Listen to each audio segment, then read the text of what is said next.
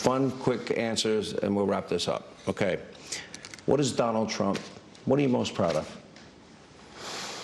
I think that, look, if you would have told me I was going to become president, I looked at it, I thought about it, I never did anything, never even close. I was thinking about it with Romney. A poll came out when Romney was running that I blew him away in the Republican Party. But I couldn't do it because I had a long-term contract with The Apprentice, and I was building 3 buildings, and I wanted to finish the buildings, and they did good. So I just couldn't do it. But I started thinking about it specifically then. I became president of the United States. Now I say, what did I do that was great? I rebuilt our military. I gave the largest tax cuts in history. I built the greatest economy in the history of the world. We had, just prior to COVID coming in, I had done things, the greatest in the history of the world, actually, and we were starting to get along with the other side. Radical left people were calling me for lunch. African Americans, Hispanic Americans, Asian Americans. Everybody had a job. Everybody. We were booming. Far more jobs than you have today. We were booming. And then COVID came in, and I had to do it a second time.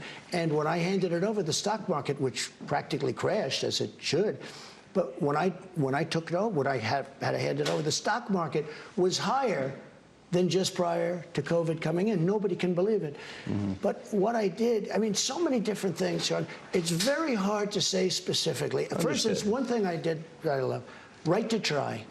People were terminally ill. So many lives have been saved. Nobody ever talks about it. People were terminally ill. They were going to die. But we have a medicine or biotech. And they want to take a risk?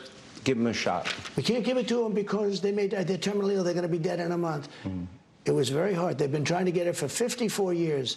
I got it approved. So now if somebody's very sick, we're allowed to use some of our very far out things, which won't be approved for another 3 or 4 or 5 years by the FDA. All right, you know how many lives I've saved with that? So we've done so much. But that was a big deal. Well, I'll tell you what. I rebuilt our military, but I also added Space Force. And Space Force, you know, I created a new branch of the United States military. That's a big thing. We did a lot of big things. All right. I'm going to give names and give me quick, short sentences, narratives, whatever comes to your mind. Putin. Well, I'm going to have to go a little short, but I got along with him great. Had I been president, he would have been much better off because he wouldn't have gone into Ukraine. But ultimately, he's going to take over all of Ukraine. Xi. A man I got along with him great until COVID came in. We would have been able to work together very well. I made an unbelievable deal for our farmers and manufacturers where China was giving us $50 billion a year to our farmers and our manufacturers. Kim Jong-un. Again, got along with him great. People don't want to hear that. A lot of people say, that's terrible to get along with him great. When somebody has nuclear weapons that can blow up the world, it's nice to get along. I got along with him great. Mullahs of Iran. Different story. They're religious zealots, and I think they might behave. You know, when you mention Kim Jong-un, he's not crazy. He's very smart. Do you think any of these people are evil? Like, I look at Putin, what he's doing in Ukraine is evil. Well, if I were there, he wouldn't have been doing it, so he would have been better off, and the world would have been better off. I look at China and the way they treat minorities there as, you know, modern day. You know, inflation was caused by energy. Yeah. When we turned off our energy prices went up. It caused inflation, and that was a whole big thing. And Russia became rich. Yeah. Think of it. Russia became rich. Russia made a lot of money, more money than the cost of them prosecuting this war. Yeah. Think of it. And we didn't have to do that. Schumer. I knew him a long time from New York. Always got along with him great until I became president. McConnell. Not good. A tremendous liability for the Republican Party and for the nation because he approved so much for Biden. It was almost as if the Democrats had something on him. Tremendous liability for both the nation and for the Republican Party. Kanye, now that you know some of the things that he thinks and says. Well, you know, when I was with him, he didn't say that. And when he asked me to have dinner because he needed some help, I didn't say, well, what's the problem? So I didn't know anything about his attitude toward, I'm not reading about Kanye, I'm reading about President Xi, and I'm reading about Putin and Kim Jong-un. I'm not reading exactly about Kanye West. Right. But when he came here, I think and I will say this, he didn't say anything about anti-Semitism or anything else. And if he would have done that, I would not have been a happy camper. Barack Obama. Don't know him well. Don't deal with him at all. Haven't spoken to him since the very, very beginning. We did actually talk a little bit the first couple of weeks, but my views are so divergent than his. I mean, it's just, I don't want to hear his ideas because we just disagreed. I respect him, but his ideas are so different than mine, it's easier not to talk about him. Michelle Obama. I like her. I respect her. The First Lady respects her. But I can't tell you much about her. I don't think she likes politics. I don't think she wants to be involved. Some people say, oh, maybe she'll run. That'd be fine. But I don't think she likes politics, and I don't think she'll run. Jill Biden. I don't know her at all. Don't know her at all. Seems like a nice woman. Joe Biden. I'm so disappointed what's happened to the country. I mean, the country, we were respected all over the world. Now we're a laughingstock. He goes to Canada the other day, you covered it, and he says, I want to thank China in the middle of the Canadian Parliament. Why are you reluctant to say he looks like he's in a cognitive decline? Because I don't want to say that. I don't think it's appropriate for me. You can say it. Oh, I do. A lot of people say it. I say it. I think as somebody that is in the position that I'm in, I think it's inappropriate for me to say it. I'll say it. There you go. Up next, Joe Rogan slamming the media mob on this very topic. All right, now here is part 2 of my interview with former President Trump at Mar-a-Lago. We discuss Biden's weakness on the world stage and the danger and the alliance between China and Russia and how real it is. Take a look. I will tell you, in my view, that this is worse and far worse. Let's look at, for example, President Xi. Let's look at Vladimir Putin. They meet, they discuss their great friendship and how they have an opportunity that the world has not seen in 100 years. China brokers a deal with Iran and Saudi Arabia. They're about to broker another deal with Saudi Arabia and Syria. Then we watched the China spy balloon incident, to go down over the skies of Alaska, down the west coast of Canada, Idaho, over our missile silos in Montana, Missouri, Kansas, Kentucky, out the Carolinas. Then we shoot it down. Then we see Russia take down one of our drones. I would argue there is emerging in real time in this world as we speak a new axis of evil, and it is ambition, territorial ambition. We see it, for example, Belarus is supposed to now be taking on nuclear weapons from Putin. Okay, they're aligned. How far does his territorial ambitions go? That'll be next, by the way. Okay, nuclear weapons, that'll be next. China, Russia, Iran, the Saudis have left the coalition that you had put together. And then you have your buddy, Little Rocket Man, back in action. Now that, to me, would be a powerful axis of evil. Why is that happening? And what would you have done with the balloon? And what would you have done if Putin took down one of your drones? I wouldn't have done anything with the balloon because it wouldn't have happened under me. It wouldn't have happened. They wouldn't have sent the balloon. If it This did. is a big balloon. This is a balloon where you can see it from, It's like 3 buses. 75,000 feet away. People are looking, but it's strange. You see it up there. We only found out because of a guy in Montana. They wouldn't have done it. I'm just telling you. Just like Putin would have never gone into Ukraine. I used to talk to him about it. I said, better not do it. Better not do it. And he wouldn't have done it. We had a very friendly conversation about it. I said, hey, Vladimir, you and I get along good. You can't go into Ukraine. Why you say it with such conviction? Why, if you were president, would they not have done this? Because he knew not to mess around with me. Did they fear you? I don't want to say that. You know why? Because you'd say, oh, I don't like people to say, oh, they fear me like a schmuck. I don't want to say it. But did they fear me? I suspect they did. And you know what? Putin, I ended his pipeline. You never heard of Nord Stream 2 until I came along. I started speaking about Nord Stream 2. Nord Stream 2 is their pipeline. The biggest pipeline in the world. They're building it to Germany. I gave Germany the white flag of surrender. I sent it to Angela. I said, Angela, it's a great story. I have a white flag of surrender. But why? Why? Because you've fought historically lots of wars with Russia. And now they're going to supply 80% of your energy. I said, Angela, are you crazy? Are you crazy? She also look what let happened. millions of people into her country, which has, you know, perhaps permanently screwed up her country. But look at this. So I sent her the flag. Little did anyone know. Remember, I made the speech at the United Nations, and the German delegation was smiling and laughing. They thought it was so funny when I said Germany should not have made a deal with Russia on Nord Stream 2, on a pipeline supplying their energy. And these guys were all laughing. They're not laughing anymore. Those guys got fired for being stupid.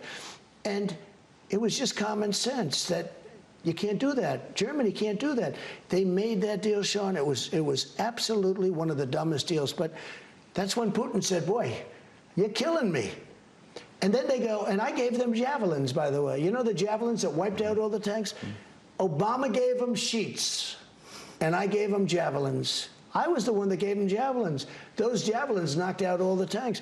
But Putin said to me, man, you're killing me, especially about Nord Stream, because that was, and I stopped it. It was stopped cold. And I told other countries, if you go into the Nord Stream deal, you're not going to do any business with the United States of America, meaning rip us off on trade, because most of them have ripped us off. I made a lot of great trade deals.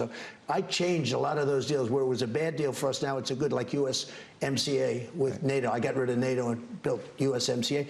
I made a great trade deal with China. Yeah. Our farmers are, to this day, they've made tremendous money because of the deal. But because of COVID, I don't even talk about that deal because that overrode everything.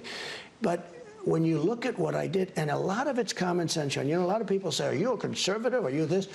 I said, I'm a person, yeah, I'm conservative, but I'm a person with a lot of common sense, and I also get things done. Putin would have never gone in. She would never have gone, and, you know, we don't know yet, but looks like he's getting ready to do something with Taiwan. It wasn't even discussed. Was this even discussed when I was president? Is there really any doubt about Taiwan? Because I don't really have any doubt. Well, there was and I big think doubt they're when I was calculating that Biden won't lift a finger. He knew there was going to be massive retaliation, and it was done with the mouth. There was no blood spilled. If I were president, that would have never happened in Russia. Afghanistan, you know, I'm the one that got it down to 2,500 soldiers. The problem they did is they moved the military out before they moved the people out. So as you cover better than anybody else, we have a lot of American citizens right now in Afghanistan. Excuse me, Blinken testified last week, 175, and last week admitted that some of them are hostages for the first time. There's no media on that. Now, that was the first time. You take the military out last, and they were afraid of our military. I didn't lose one person. 18 months. I didn't lose one person in 18 months. And I had a conversation with Abdul. He was the leader of the Taliban. Everyone, I was criticized so badly by the fake news media. Why are you, you know, Jesse James was a bank robber. He was very good at it. They said, why do you always go rob banks? He said, that's where the money is. They said, why are you talking to Abdul? I said, I'm talking to Abdul because he's the head of the Taliban and they're killing our people. And I said, Abdul, if you kill one more person, we're going to hit you harder than anybody's ever. Joe Biden said to this country he wouldn't leave a single American behind. Tony Blinken testified last week that there were 175 Americans. More. And many are hostages. Why did they keep that from us for so long? All right, but I want to move on because I could talk to you about this all day. Just to finish on Afghanistan. No, go ahead. It was the worst and most embarrassing decision, in my opinion. Not getting out, because I wanted to get out. I would have been out before them. It was the most embarrassing, the way they got out. We would have gotten out with strength and dignity, and we would have kept Bagram Air Base, which is the biggest runway, most powerful runways anywhere in the world.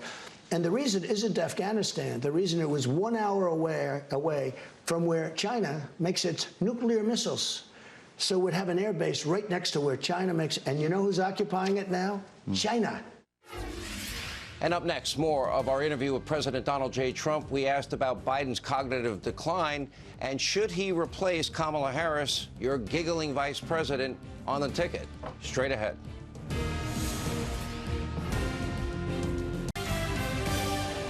And now more of my interview with former President Donald J. Trump from Mar-a-Lago. Let me ask you this. You talked about age, so let's forget age. Nikki Haley, she's running for president, suggested if you're over 75, a cognitive test. Well, I've you already took taken. yours. I do it. Would I do it again. You do it again. I went to Ronnie Jackson, who was the I've great interviewed guy, him about it. White House doctor, now congressman, former admiral, fantastic. Would you do it again? Oh, I'd do it now. But I think I'd take it a step further. I don't think it's an age thing. I think a person running for president, you could even say running for certain offices if you want to know the truth. Now, I don't know if it's constitutional, because people would say it's not constitutional. But I would say that if you could do it, but I'd like to see it for anybody running for president. I think somebody from running for president taking a cognitive test, you know, they do it in China, but it's done a different way. They have a caste system, and the smartest person gets to the top. I'm glad they don't have it for talk show hosts and the media people and people in the press. You've proven yourself at the highest level you can. All right, some fun questions. We're going to just change pace a little bit, just a few of them, not many. Sure. Should Biden replace Kamala Harris? He's going to have a hard time doing so. A big percentage of his party will fight him on it. It's hard to believe, but they will fight him. Okay. I think he's going to have a very hard time doing it. What does Donald Trump miss the most about being president? That I could do so much. I'll give you an example. When I said I could fix this war in Ukraine in 24 hours, but you can only do it from the presidential seat. You can't do it. Let's say he sent me over as an emissary. You can't do it. You have to be in that position. You have to be the guy. I would fix that within 24 hours. And if I win, before I get into the office, I will have that war settled. 100% sure. And everything I said has turned out to be right. You know, everything it has turned out to be right. So you have a great life now. You know, besides other than the being legal investigated issues. by every prosecutor in America. You know, if I fly over a taken. Democrat state, Right, you're I prosecuted. jokingly say, but if I fly over, I get prosecuted by. I have to go to a grand jury the next morning. Putting that aside, I would say Donald J. Trump has a great life in Florida, in Mar-a-Lago, plays golf, has golf courses. You play with, I know people that have played with you, some of the most famous and best golfers of all time have played with you. Why give all that up to make this next run? Why? Because I think our country is dead. We're a failing nation, and I think we're going to fail completely. We're a nation in decline. I use the term. It's a horrible term. We'll have more Hannity right after this. Mr. President, thank you for having us. Thank you. Last week, you were in New York for this arraignment. The world watched it. You've not given an interview since. You were there, I think, 57 minutes. Tell us from your perspective what that was like. Well, it was a horrible thing because I did nothing wrong. Absolutely nothing wrong. You look at even the pundits and the legal analysis, Greg Jarrett, all of these really talented people, they're saying he didn't do anything wrong. So that's number one. Number two, they were incredible. When I went to the courthouse, which is also a prison in a sense, they signed me in. And I'll tell you, people were crying. People that work there, professionally work there, that have no problems putting in murderers, and they see everybody. It's tough place. And they were crying. They were actually crying. They said, I'm sorry. They'd say, 2024, sir, 2024. And tears are pouring down their eyes. I've never seen anything like those people are phenomenal. Those are your police. Yep. Those are the people that work at the courthouse. They're unbelievable people. Many of them were in tears or close to it. Many apologists were sorry, sir. We're sorry. They had to have me do certain things. They said, sir, I can't believe I have to ask you. I can't even believe that I have to ask you to do it. You could see. So in one sense, it was beautiful because they get it. In another sense, you know, it's nasty. I went to the Wharton School of Finance. They didn't teach me about that. That wasn't like They in didn't the know about cards. the arraignment part? That wasn't. We didn't have a class on arraignment. And, you know, it was a sad day in many ways, and in many ways it was a beautiful day because the people understand. I didn't know this was happening, but the poll numbers have gone through the roof. The people get it, and the other ones are hoaxes also. You know, the box hoax. Look at Biden, he's got 1,850 boxes, and, you know, that's a hoax. And then the one in Atlanta where I had a perfect phone call.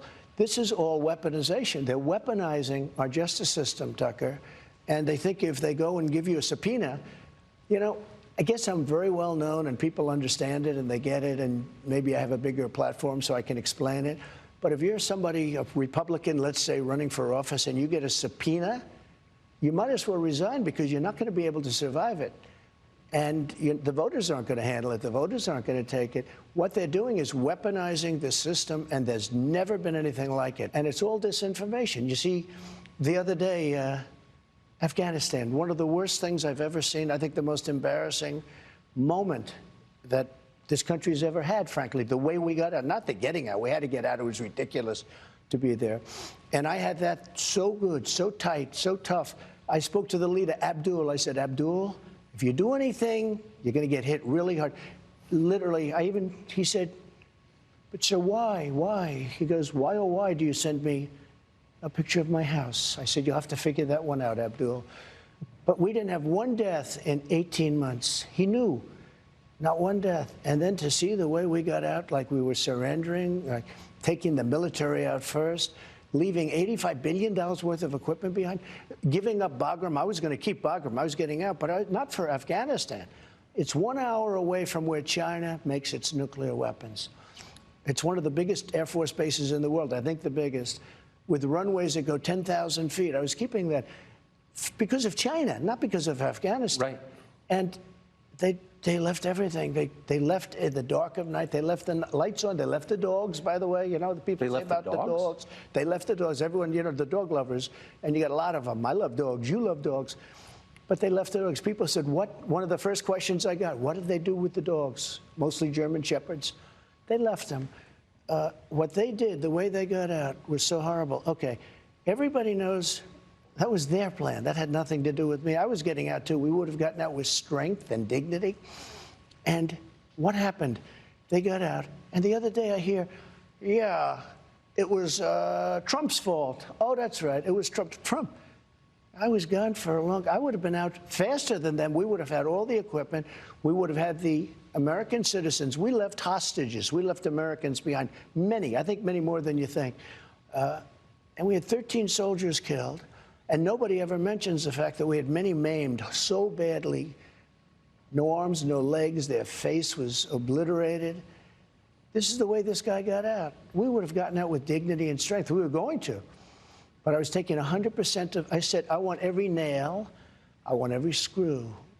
I want the tents. They said, sir, the tents are very hard to take out. I said, I want the tents. I want the tanks. I want the planes. I want everything.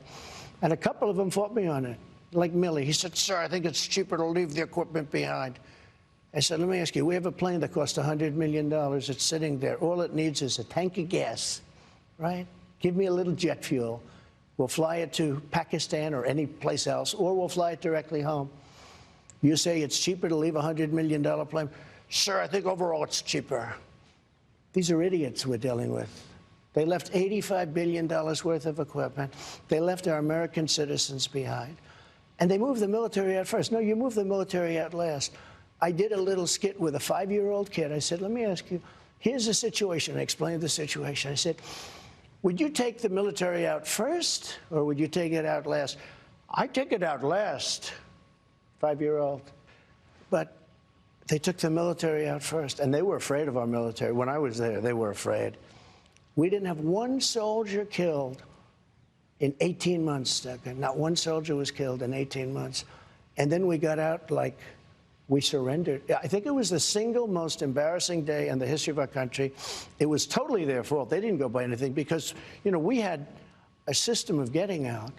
But if the Taliban, in particular, the Taliban, because that's where the action was, right? When I called Abdul, the press went crazy. The fake news went crazy. Why did he call an enemy? I said, well, it's Jesse James. They used to ask him, why did he rob banks? He said, that's where the money is. Why did I call the head of the Taliban? Because that's where the killing was. And he's there now, Abdul. I'm sure he likes me. Call me Your Excellency. I don't know if he calls Biden Your Excellency. Probably. I mean, you know, they're one of the largest arms dealers now in the world. They're selling the $85 billion worth of it because they only need 5% of it. Of course. They're selling the equipment. They're one of the largest, I think, second arms dealers. Brand new helicopters, brand new airplanes, brand new tanks. Unbelievable what we left behind. We ran, and there was no reason to. I had them. I could have stayed there for 5 years if I wanted to. I wanted out. 21 years was enough. I wanted out. We shouldn't have been there in the first place. But when I see what happens, when I see the level of stupidity, and because of that, it's all a big web. Because of that, I think Putin, who would have never gone into Ukraine when I was there, would have never, I talked to him about it often, would have never, ever done that. When he saw that I wasn't there, and he saw these fools, these stupid people, and think of that, the way they left Afghanistan, and nobody was fired. I fired a lot of people because if they didn't do a good job, I'd fire them. May I ask, you talked to Putin about Ukraine. What did you say to him? I could see that he loved it. And I said... he loved Ukraine. He considers it to be a part of Russia. Yeah. I said, not when I'm president. We had a very good relationship. I mean, look, I was the worst thing that ever happened to him. I closed up his pipeline. You never heard the word... Fast, it defies belief. But Donald Trump has noticed things have really changed since he left office, and that's the topic of this next part of the conversation. Here it is. You said at the time when you were president that going to war with Russia, either hot war or cold war, would drive Russia into an alliance with China. I did. And that would displace us as the most powerful nation. I did. But we have a bigger problem. The bigger problem is the weaponry. The weaponry today is so powerful. This isn't like Second World War where we have army tanks running around shooting each other. This is weapons the likes of which the world has never seen before. They have them and we have them. And China has them less, but within 5 years, China will have equal to us. China, I'm talking about nuclear. China has the beginnings of a very big, very powerful nuclear. They're short 5 years. They had started much later. Russia and us are comparable. Massive power, massive. And that's one of the things. More than people understand? More than people understand, yeah. Yeah, more. Were you surprised? They don't understand the power. If you look at Hiroshima, as some people call it, if you look at Nagasaki, you look at those two events took place many, many years ago, and multiply that power times 500. That's what you're talking about. Where it actually melted the granite. You know, granite is unmeltable by blowtorches. Yes. But the granite, if you look at granite areas, it's like water that got, hardened, like an ice skating rink. It melted the granite. If you look at that and multiply it times 500, that's what you're talking about. When I listen to people talk about global warming, that the ocean will rise in the next 300 years by 1/8 of an inch, and they talk about this is our problem. Our big problem is nuclear warming, and nobody even talks about it.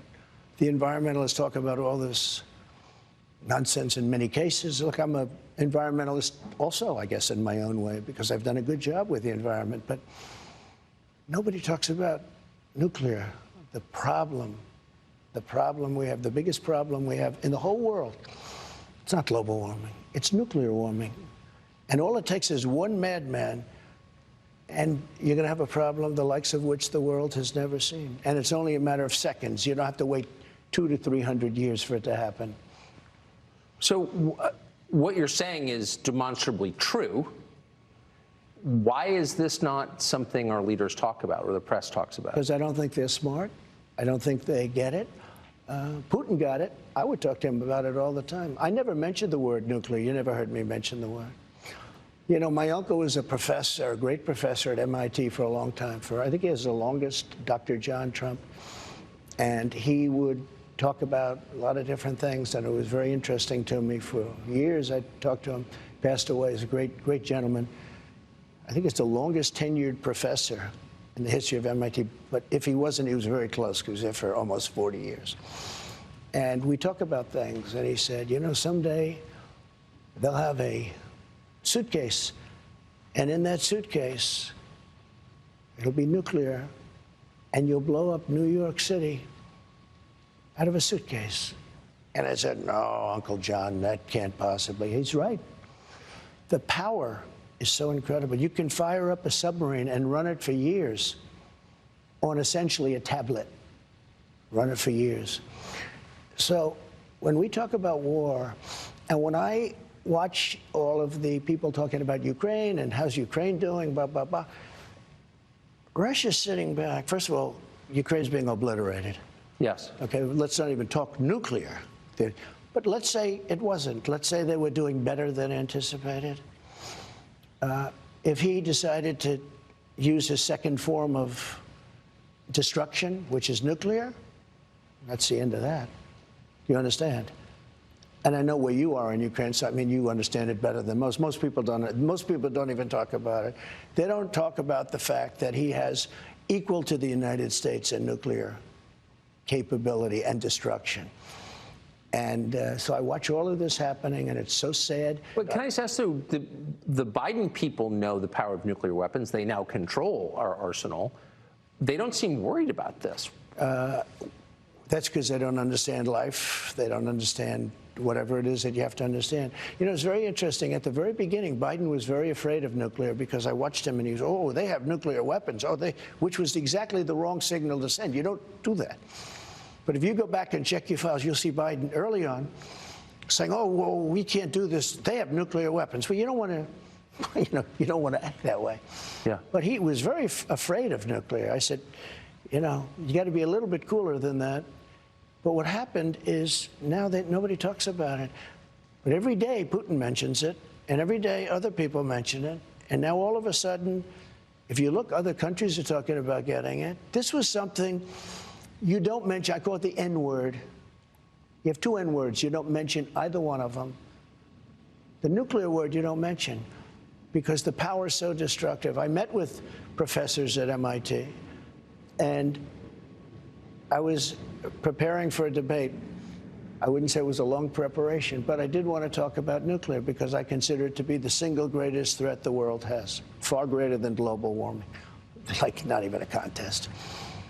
And I had these people come down that were very smart, very expert, and I said, so when we start talking about nuclear in a debate, how would you handle it?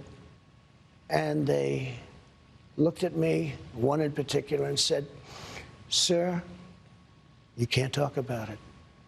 You cannot talk about it. I said, what does that mean? He said, it is so massive, it is so destructive that you cannot talk about it. I understood exactly what he meant. And we stayed away from it for the most part. But now Putin's mentioning it all the time. We don't mention, but Putin's always mentioning it. You've heard him say it. We are a nuclear power. He said not so long ago, I said, that's the first time I've heard a major country. You do hear it talked about, and I did a good job. I did a great job with North Korea. Kim Jong-un, you went with me on a trip. You insulted him, which didn't make my life too easy, but that's okay. But you were there, one of the few. And it was an amazing, it had to be one of the most incredible experiences for you. For sure. But it was amazing. We had thousands of reporters. They weren't treated particularly nicely either, by the way, but I got along great with them. And because of that, it started rough, remember, with, Rocket Man, Little Rocket Man. And he said, I have a button on my desk, a red button. I said, I have a red button on my desk, too. Mine's bigger and mine works. Yours doesn't. And this went on for a couple of months. And then all of a sudden, the logjam was broken, and he wanted to meet. And we did meet. And we get along great. To this day, we get along great. He won't talk to Biden. He won't even talk to these people. He won't even talk to them. He has no respect for him. He's a man. If he respects you, he'll respect you. He wouldn't talk to Obama. Obama tried to get meetings with him. He wouldn't meet with him. He met with me. I met with him twice. I would have had a deal worked out with him. He's got tremendous nuclear capability. It's the single biggest problem. Maybe this show's more important than even I thought it might be, because somebody's got to understand what has to happen, and they have to de-escalate. So how would you do that now? Well, now, so you have a problem. You got this crazy world is blowing up, and the United States has absolutely no say, and Macron, who's a friend of mine, is over with China, kissing his ass, okay, in China. I said, France is now going to China. You take a look at Saudi Arabia. Look at what happened. They're great people. They wanted to help us. He goes over and gets a fist pump. You know what a fist pump means? Don't shake my hand because your hand's dirty. That's what a fist bump is. They got it, and they were so insulted. Do you understand that? Yes. Oh, I don't want to shake your hand. Let's go fist pump. Do you think Biden will stay in the race?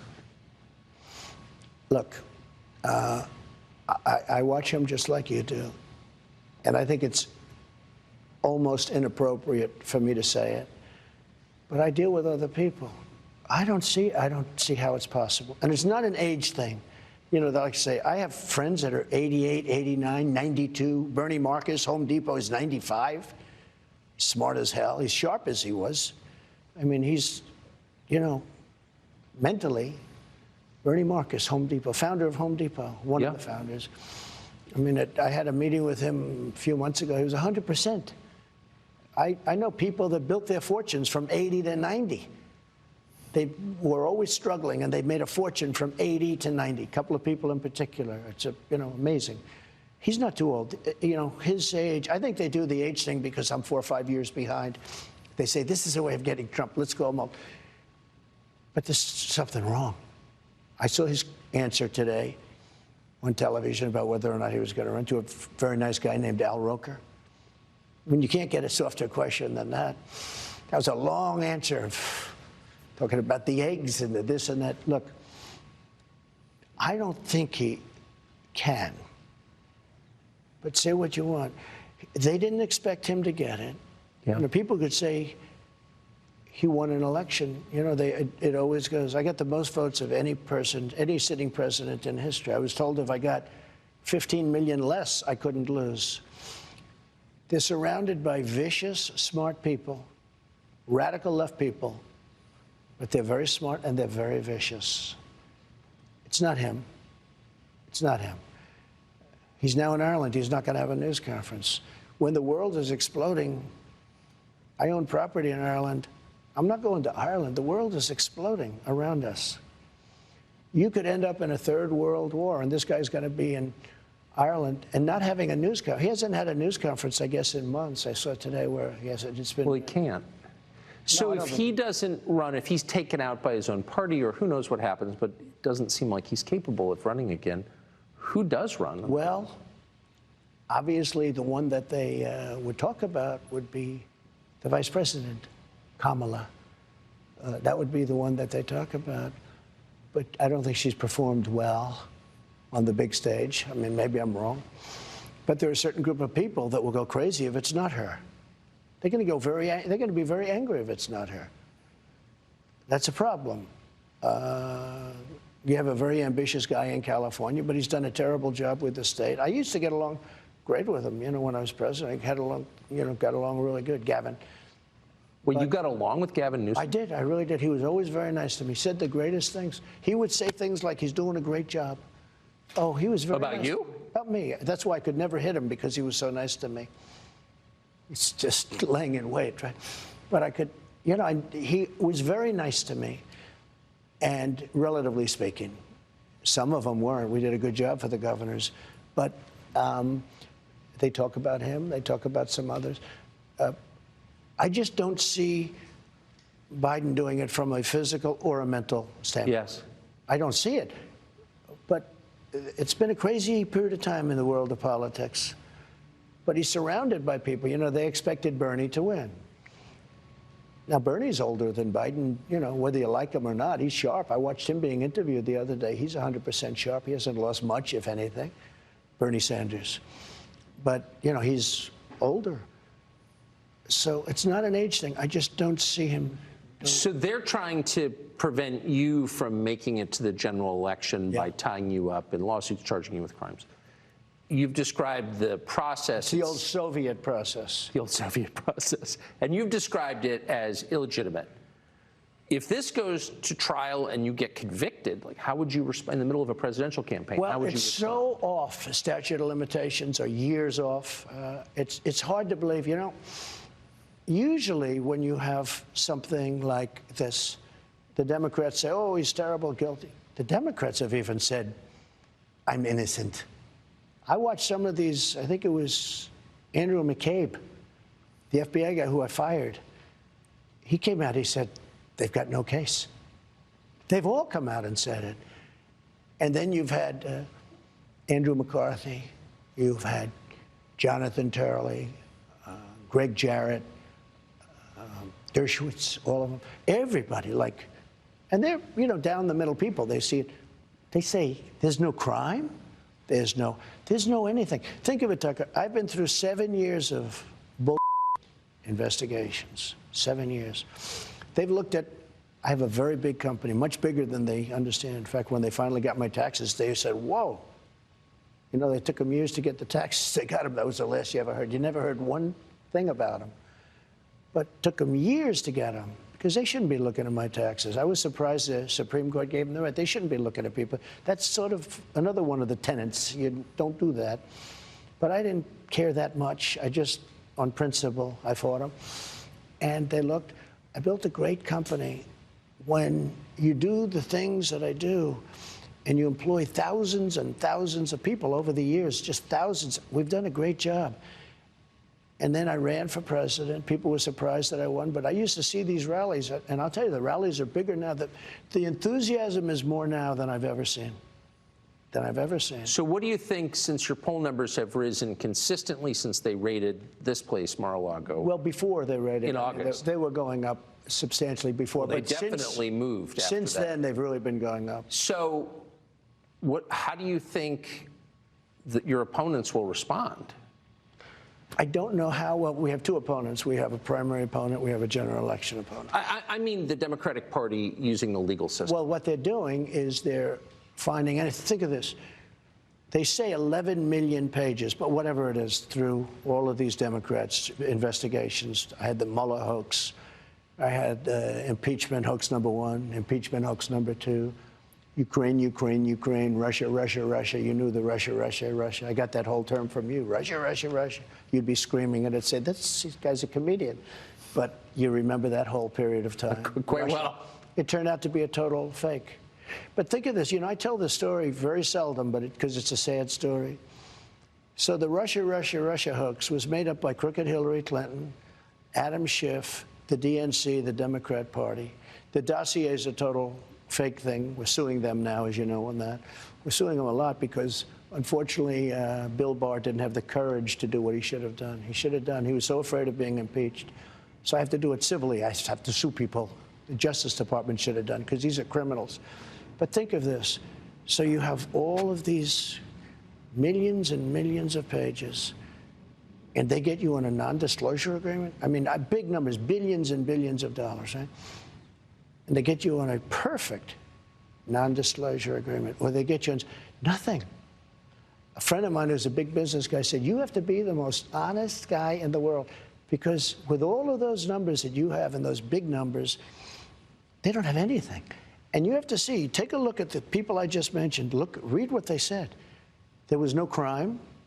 In fact, a lot of people are saying he indicted somebody. There's no crime. That's illegal to do, you know, what he did.